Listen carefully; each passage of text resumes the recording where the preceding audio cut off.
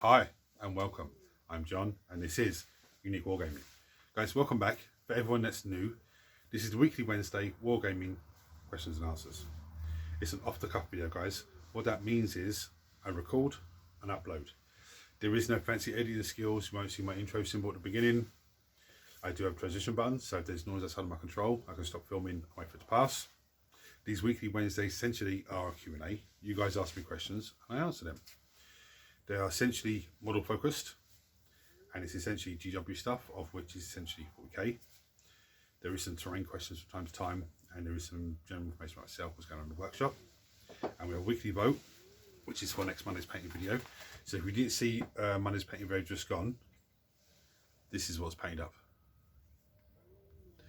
Now, this, on the data card, he is a lieutenant with a combat weapon. But I swear when he came out, he was the tyrannic war veteran. I swear that's what he came out as when he first came in 10th edition, but I don't know. Okay. Any tips on keeping my desk tidy / clear? I'm the worst person to ask for that. I've got, and I'm sure Mark will comment on this as well, I have the big terrain piece on the table because there's nowhere really else to store it. Because over there where it was being stored, I have all my 3D printed bits and pieces that, you know, to be sorted out. But I have models here.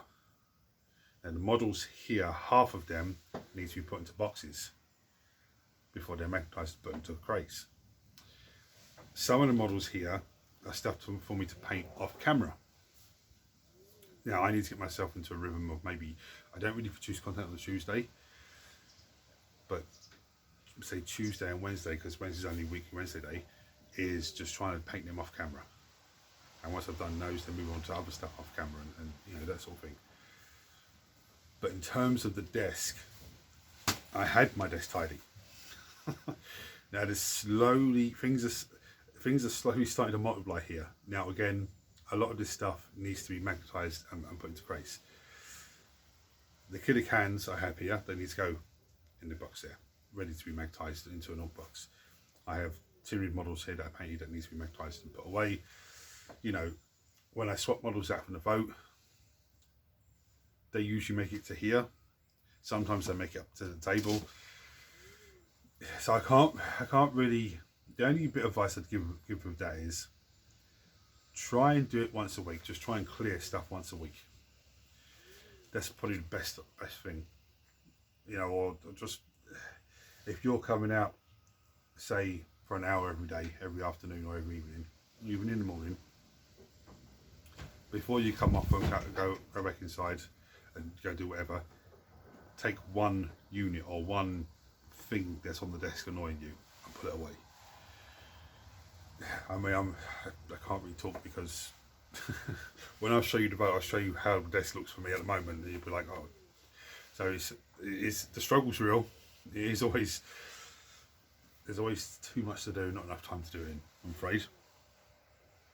Now this week we're having a battle report on Friday's penciled in for. That's providing nothing else comes up during the week. Now today's Wednesday, so it seems to be pretty clear.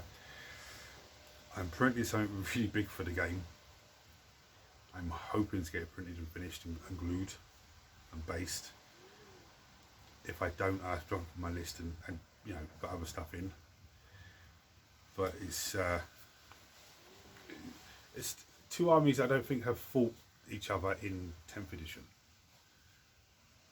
So it should be an interesting game, especially if I can get that built. That should go up on Saturday, hopefully, that battle report.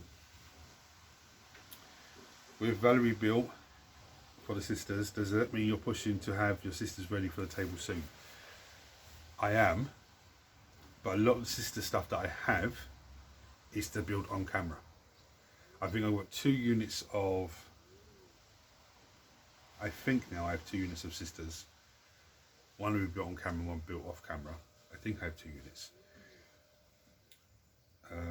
Again, Paragon war suits.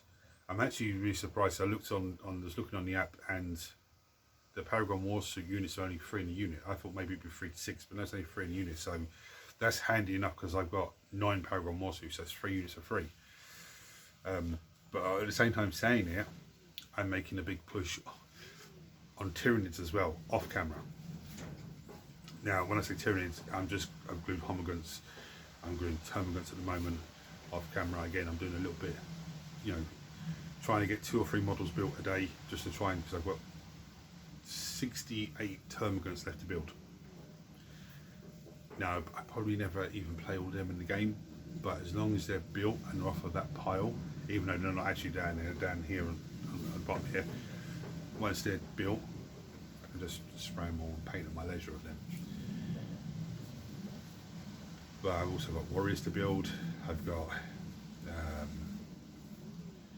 loads to build for them. But they are over 2,000 points when everything's built. So I'm pushing. I've got a list, and I'm pushing to build the models for those off camera to make the 2,000 points, so I can put them on the table. But with the sisters, I'm 1775 at the moment on the list I have. That's the list I've made with everything I have still to built and still to build. Again, there's only what, 225 points to add to it. That's not going to take much to add another box or 2 or you know, something to it. But yes, I am making a push on the sisters, but I'm not going to build like I built Valerie. I'm not going to build another sister unit, then another sister unit. I'm going to still alternate between all of the stuff that I have. Imperial Magazine, the Sanctorium Guard box is what I'm building from now, and then Pile of Shame. Obviously, I want to get the Imperial Magazine finished before Combat Patrol comes in. As I've already said, you know, last few weeks, the first few issues, it's not an issue because I've already built those on camera, so that's cool. And a lot of you, when you get those magazines, because the Tyranid stuff and the Space Marine stuff are from the 10th edition of the Viking box, if you're not sure how to build those, there is a Let's Build video on the Tyranids from the 10th edition box, and Let's Build video of the Space Marines from that same box. 2 separate videos, so if you do get stuck, just go and check that out, guys. What are your thoughts on units going to Legends? Annoying. I can understand that some units they take off and put into Legends because they're not selling, or because people are not playing them on the table, or in the case of like Space Marines, where they took the attack bike and took that away, and it's ATVs now. I can understand that sort of, you know, that sort of way.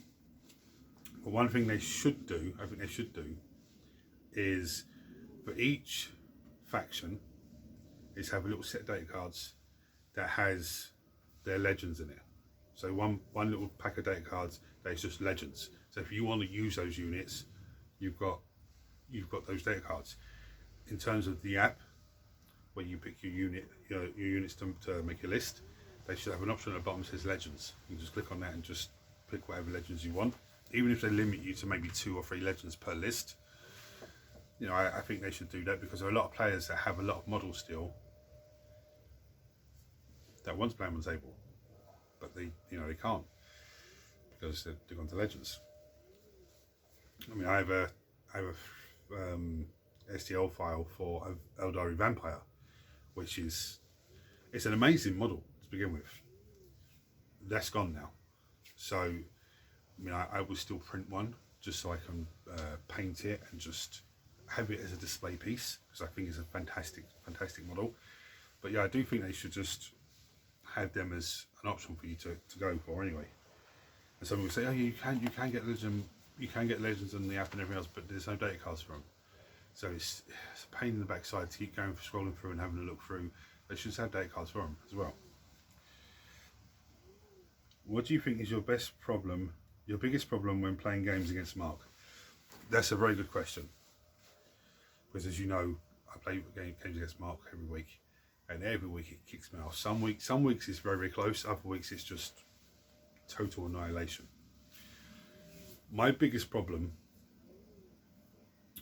is my list building, I think. I pick the list and I'm like, yeah, this is great.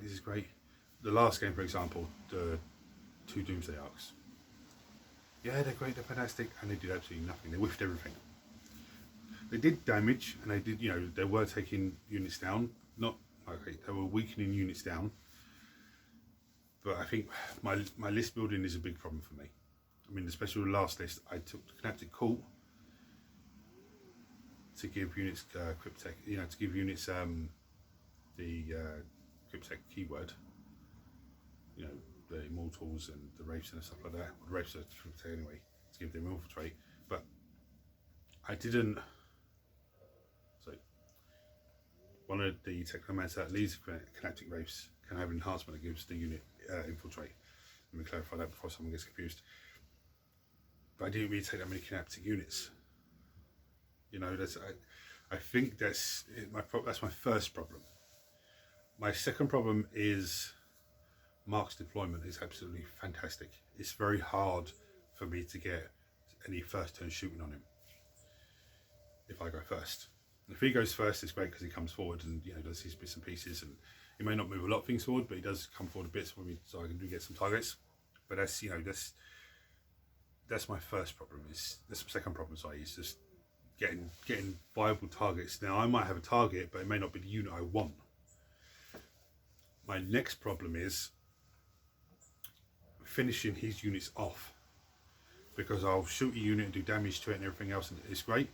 Start weakening you down to half strength and stuff like that. Then he'll either move the unit away and I can't target him, I have no line of sight to it, or whatever I was using to destroy it, he will bombard it and kill it. And it could be a turn where I'm lifting 2 or 3 good units of mine off the table because he's destroyed them. And we laugh at it at the moment because I'm not killing units, I'm just taking this unit down to half strength, killing 3 models from that unit, killing 3 models from that unit. And it's like, I actually haven't killed any units this turn, I've just done damage to stuff. That's I think my 3 biggest problems. Not so much scoring points. Used to be scoring points used to be my biggest issue, but now it's and I think another problem I have is knowing when to go forward and when not to go forward. There was a game not so long ago where I had the Chaos Space Marines and I went forward with the Hellbrute and I think it's Forge Fiend. We charged beyond fair-handed. We charged one thing, tank shock, and then we went forward and piled into beyond, and he just massacred us both. I knew as soon as I'd done it and he started tanking all the hits thrown at him, I knew then I should have just held back and just took care of him first, then moved more forward. I know, sir. But then with that said, I don't want to take anything away from Mark because he's an absolute amazing player. And any of you that have played against, watch the channel and have played against him, you'll know what I mean. He's absolutely fantastic on the table. He doesn't make it easy for you. It makes it really, really difficult, and that's a great thing because for me as a player, that improves the way that I play, because I start looking at what he's doing, going, okay, that's very clever, and then I start trying to do things against what he's doing to try and force him to do what he's trying to force me to do, and it's a lot of like an advanced game of chess basically. But it's, I do enjoy it, but I think that's my biggest problems. Yeah. Hopefully there will be a day I will have my day eventually, and hopefully it's not a one-hit wonder. I'm working on a few things away from the camera and away, just a few other things that I'm working on, and hopefully when the old diary list comes out next year, it's going to be absolutely fantastic. I'm hoping that a lot of the lists that come out next year, codexes wise, it's going to make those armies a lot tougher than they are now, because some of them are really tough, but they're just not, from my opinion, they're below the bar where they should be. And there are some armies that are doing okay, but they have certain units that are just above the bar. We won't say Thunderwolf Cavalry. They are absolutely, I hate them. Anyway, that's all the questions I have for this week. I'm going to bring you down and show you the vote. Now, a few models are taken out, a few models added in. And I think I know who's going to win the vote for this week. I'm not going to say what my opinion is, because I don't want to influence anyone, but I do believe I know already. So the way the vote works is, I'll bring you down and show you a host of models, and you guys vote on what you want to paint for next Monday's painting video. The way you vote is to comment below on this video, and you comment, I vote for this model, or I vote for that model. or I vote for any of the Necrons, or any of the Tyranids, or any of the, you know, Space Marines are not in it this week because they won last week, but any of the Space Marines or any of the Eldari, or, you know, that's that kind of way. You don't say I vote for everything because it won't count. You're allowed to vote for as many stuff as you like. There is also a wildcard vote, so if that wins, you'll find out what it is. And we have Creator's Choice. Now, Creator's Choice works in two ways. The first way is if nobody votes, then I'll pick something. The second way is if Creator's Choice wins, again, I just pick something. Yeah, and after that, I'll do after I've shown you what's for the vote, I will come back and show you we'll do a unit review. Now, this is a new thing. I did it last week because someone asked me about Necron Warriors, different weapon options, stuff like that. So I'm going to do another one this week. Now, with that said, I can only do units where I have data cards for, and I can only do units that I actually have played with on the table, so I know how they are. There's no point me doing a data card on, say, Drukhari Scourges. I've never played with them on the table. I've played against them. I don't have the data card anyway, but you know, so that's the way. So I'm going to show you the vote first, and I'll come back and show you. You know, we'll go through a data card. Right, so we have the score pick. We have the Necron Destroyer Lord. It's an absolutely amazing model. We have the Necron Overlord with Translocation Shroud. We have Death Jester. We have the Masquerade. We have the Scorpic Destroyers. Now this is an alternative print, very like samurai-like. I just thought it'd be an interesting paint job. We have the Eldari Wind Riders. We have the Jason Occult Mages. We have the Great Demon of Nurgle, another interesting print. We have the Immobulator Sisters Tank, it's actually amazing. I'm not going to undercoat that until it's ready to be painted, because I'll need to mask and tape, pull the clear stained glass window up. We have the Venom for the Drukhari. We have the Canaptic Doomstalker. Blightlord Terminators have made a reappearance on the vote. We have 8-bound. We have the Lich Guard for the Necrons, which I built not so long ago. We have Val herself. Fantastic sculpt. Barbagrons are still in here, but again, the Barbagrons I think will be coming in the Combat Patrol magazine, so I might take them out over the next. Well, I might take them out for next week and just hold on until the others come and try and get them all done in one go. We have Captain America for Marvel Crisis Protocol. We have the Chaos Lord on Mark of Slaanesh on the Steed of Slaanesh, is an old Warhammer Fantasy model. This guy just lost the dice roll last week, or Monday, should I say. We have I think they're Retributors, I think they're called. They're basically a sister squad of 5 models. They're heavy weapons. I think they're called Retributors. I can't remember off the top of my head now. We have the Demon Prince of Nurgle, a fantastic sculpt. We have the Death Guard Blight Drone, and we have the Zombie Head Bust. That's still there because I haven't printed out any more yet. Right, so I thought I'd go with this data card, Carius Fate Weaver. It's a great demon. It's a named special character basically, and I pick hero, shall I say? And it's a great. You buy the Great Demon of Zench kit, and you can make either a Great Demon of Zench or you can make Carius Fate Weaver. It's absolutely savage. I think at the moment it's 120 euros if I'm not mistaken, something like that. He has a movement of 12. He has toughness 10, so he's quite tough. He has 6+ save, but he has an invulnerable save as well. He has 20 wounds. Yeah, 20 wounds at toughness 10. That's very, very good. So most of the time your enemy would need like 5s and 6s to wound him. I think like things like les cannons and stuff like that would wound him on 3s, but you know, a lot of the time they're going to need 5s and 6s. He has a leadership save of 6+. Or leadership size, they say 6+. Obviously, in the Shadow of Chaos, he gets +1 to that.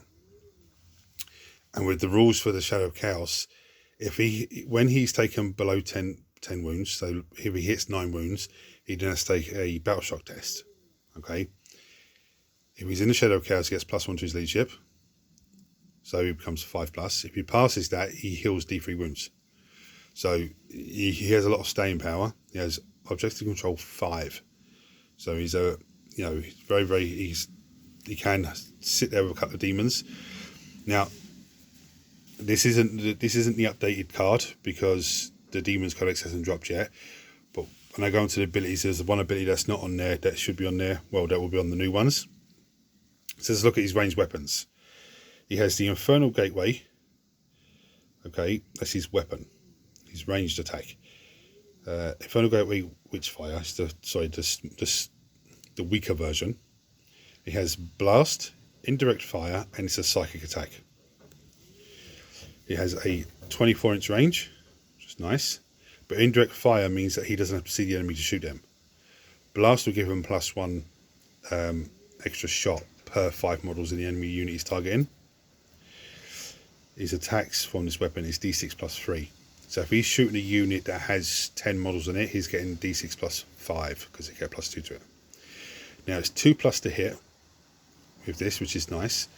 However, if he's using Indirect Fire, it's a 4+ because it can't be better than, it can't be 1 to 3 is always a foul now under the new rules for Indirect Fire. His strength 9 from these shots, which is quite tasty. He's going to be wounding most rings on 2s and 3s. It's AP -2, so even a Space Marine with 3+ armor save will be a 5+ armor save without armor attempt or anything else, and each one does D3 damage. Okay. Now the stronger version of this has Blast, Indirect Fire, Hazardous. Yeah, so what Hazardous means is he has to roll 1 dice after he's doing shooting. If he rolls a 1, he suffers, I think it's 3 wounds straight away, or D3 wounds. I think it's D3 wounds. Correct me if I'm wrong, guys. Again, 24-inch range, but this is D3 plus 6 shots. So again, if he's shooting a unit that has 10 models, he'll be D3 plus 8 because they get +2 from the blast. It's 2s to hit. Again, it'll be 4+ if it's indirect. Strength 9 is AP -3. So again, if he was shooting a Space Marine, the Space Marine would have a 6+ save before armor contempt or cover or anything like that. And it's D3 wounds apiece. In combat, he has the Staff of Tomorrow, which is a psychic weapon.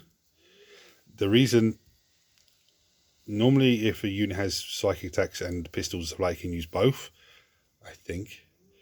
But the reason it has psychic as keyword is a weapon is some units have special saves against psychic attacks. The Kinetic Spiders, for example, I think they can have an upgrade that gives them a 6+ for no pain against psychic attacks, I think it is. Anyway, it's a melee attack. There's 5 attacks with it. He's 3s to hit with it. And it's strength 8. So it's very, very strong. Again, against the Space Marine, that's going to be a 2s to wound. It's AP -2. Again, against the Space Marine, makes it a 5+ save. And it's 2d3 damage each. So that is absolutely disgusting. Now, he is a big centerpiece model. So, you know, it's very difficult to hide him. Not impossible, just difficult. He has Deadly Demise D6. What that means is when he's dead and he's killed, before he's taken off the table, you roll a D6. On a roll of a 6, then every unit within 6 inches of him takes D6 mortal wounds. He can deep strike, as all demons can. You know the rules for deep strike. It means he can drop in from turn 2, 9 inches away from the enemy. Now, if the enemy is in Shadow of Chaos, or if he drops down inside this wholly within Shadow of Chaos, it's 6 inches away, which is quite tasty. Now, you think of rapid ingress. He can drop down, 6 inches away from the enemy. Yeah, the enemy might charge him, or he can drop down 9 inches away from him. Then they've got to decide whether they're going to go towards him or go towards someone else. There's also a demon stratagem that they can have. So if you go first and you're playing demons, you can spend that stratagem and lift 2 units that are inside the Shadow of Chaos at the end of your opponent's turn, or 1 unit that isn't, and then they come down to your next turn. So even if your opponent goes first, you can use that 1 CP and just do that at the end of their turn. So then, with your first turn, you can drop them straight down, deep in the enemy's side of the table. Now, one ability they have now that's not on this card is they now have a 6-inch Shadow of Chaos around them. much the same way Be'lakor does, but Be'lakor's Shadow Chaos affects all demons. Dissension Greater Demons only affect Dissension models. Any Greater Demons, their Shadow Chaos only affects their own demon kin. So what that means is he can come down the table 9 inches away, just say he's outside the Shadow Chaos. Then Dissension demons that come down with him that turn or the next turn or whenever can actually set up within his 6-inch aura to be ready to charge, you know, just pretty good. Right. So his abilities are: one head looks forward. It's an aura. Each time you target a friendly Dissension Legionaries Dissension demon unit, basically, within 6 inches of this model with a stratagem, roll 1d6.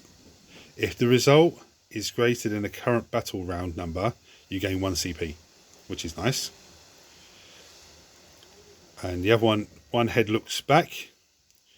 Once per battle, after your opponent uses a stratagem, this model can use this ability. If it does, until the end of their battle, each time your opponent uses that stratagem, increase the cost of that to your opponent by 1 CP, which is very, very handy now with the rules for captains and stuff like that, where they -1 on the stratagem, -1 CP on the stratagem instead of doing it for free. So if they did that on, say, I don't know, let's just say command point reroll, and he done this ability, it would still cost them. It would cost them, the captain, still 1 CP after that. Or if you do it normally, it costs you 2 CP. So it's actually quite nice. When he's down to 1 to 7 wounds remaining, he subtracts 1 from his hit rolls, and he has a 4+ invulnerable save, which is actually very, very handy, very nice. Now, I did actually build this model, and this model's painted up already on the channel, which is very nice. I think he's actually 10 or 20 points cheaper than a normal Great Demons of Stench. So,